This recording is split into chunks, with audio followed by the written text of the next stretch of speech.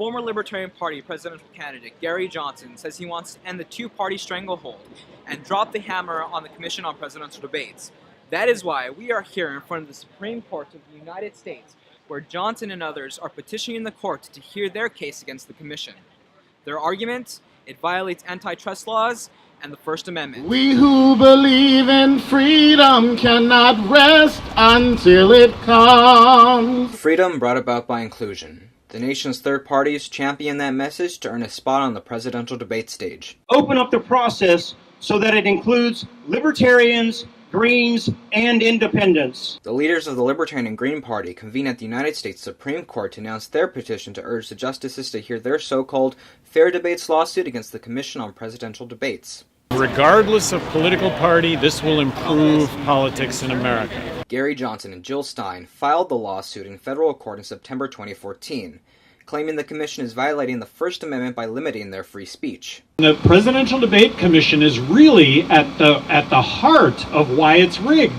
They also claim it is violating antitrust laws. They say the organization is comprised of Republicans and Democrats who are trying to squelch the competition. You're not in the presidential debates. You're not running for president. The D.C. Court of Appeals upheld a 2016 dismissal of the case in August. The court ruled their arguments were invalid. Libertarian Party Executive Director Wes Benedict says he was disappointed with the court's decision, but promises to continue the legal battle for inclusion at the Supreme Court. We definitely are not happy with what the courts have done so far. We're going to keep fighting it. I don't know if we'll win or not, but that's what we won't win if we don't try. The commission is a private and non-profit organization that oversees who is allowed to participate in the nation's presidential debates. A candidate must reach 15% in 5 national polls to earn a spot on the stage.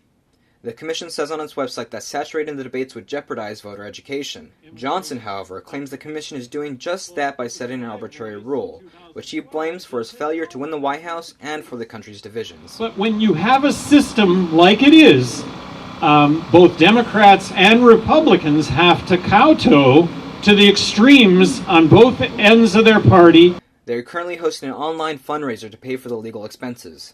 A really small price to pay to potentially change politics in America. Changing politics is their goal, but now it's up to the Supreme Court to decide if it will hear the case. This is Andres Del Aguila reporting from the nation's capital.